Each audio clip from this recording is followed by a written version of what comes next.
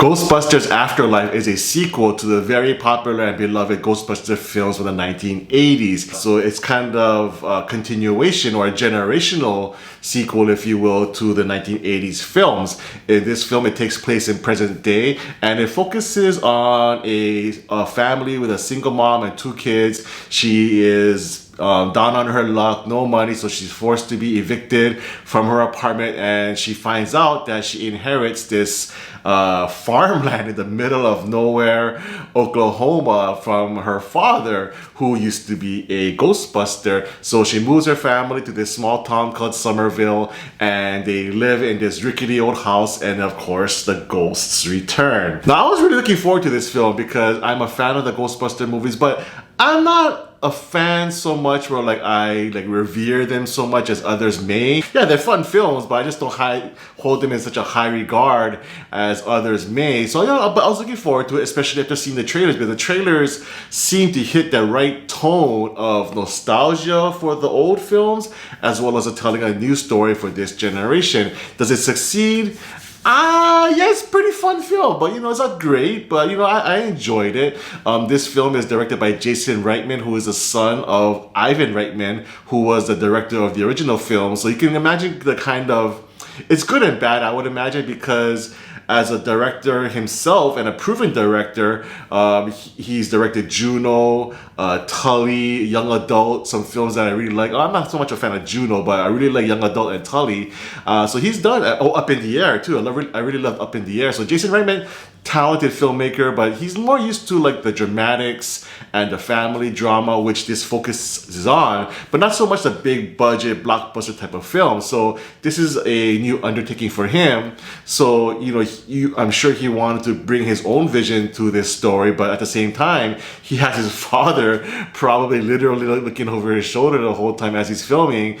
So you can imagine the pressure that he has there. So I'm not sure if he had free will to really put the film together that he wanted to, or was this film just meant to be an homage to his father and that classic series. So that's why I think that's why this film has a little shortfall, if you will, because it doesn't claim its own identity. There's a lot of fan service with references to the original, and yet I do feel that they somewhat succeeded in telling their own story. At the same time, it's not really a Ghostbusters film to me. This film is more of a family drama, which is okay because I like the family aspect of it.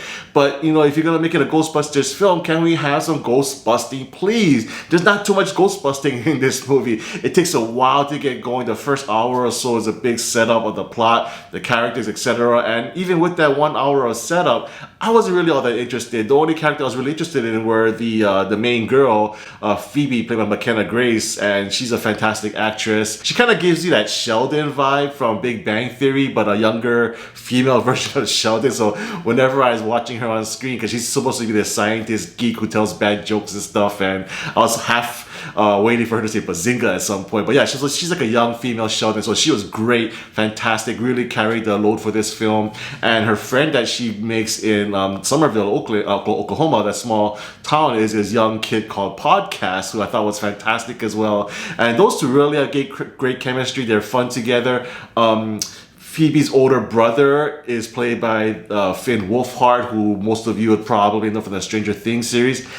He was okay. He's not a bad actor by any means, but he just didn't really have much to do. And him and his girlfriend in the movie, or his romantic interest, they don't really provide all that much to the film. The single mom was great, but not really that important of a character. It's somewhat, if once you see the movie, you find out she's somewhat important to the plot, but not so much as a character. So even with that 1 hour of character and plot development in the beginning, I just didn't really feel like they accomplished all that much. So if so, why not just get to the ghost busting already? So once the ghost busting does happen, it was pretty fun. And Jason Reitman does a great job of choreographing and filming the action scenes. They were really fun to watch.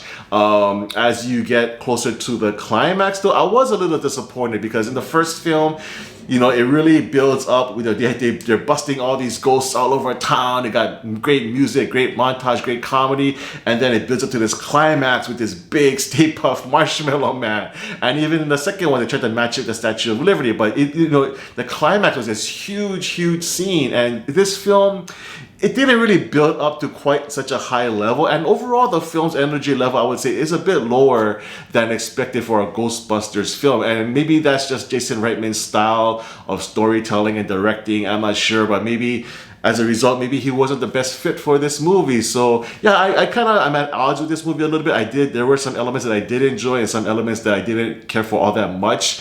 One thing that did kind of made me curious was that whenever these ghosts came out throughout the film, no one was really scared of them, and they're like, oh, okay. Like the young girl, she encounters a ghost in her house and she's interacting in it. Her friend podcast sees a ghost, and any character basically in the film, the first time a ghost appears, they're like, oh, okay, so that happened.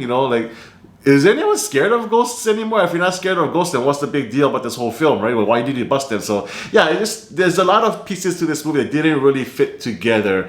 Again, the basic structure of the film, the bones of it are there, I believe. I just felt like it spent a little too much time on the family drama aspect, and I can see why they did it, because at the end of the movie there are some very heartfelt and touching moments that will definitely maybe shed a tear for you.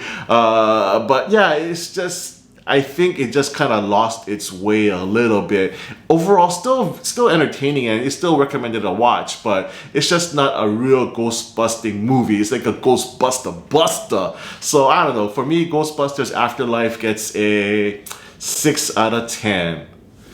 Thanks so much for watching my review. If you like it, please give me a thumbs up. And if you haven't done so, subscribe to my channel, MC on Film, for more reviews in the future.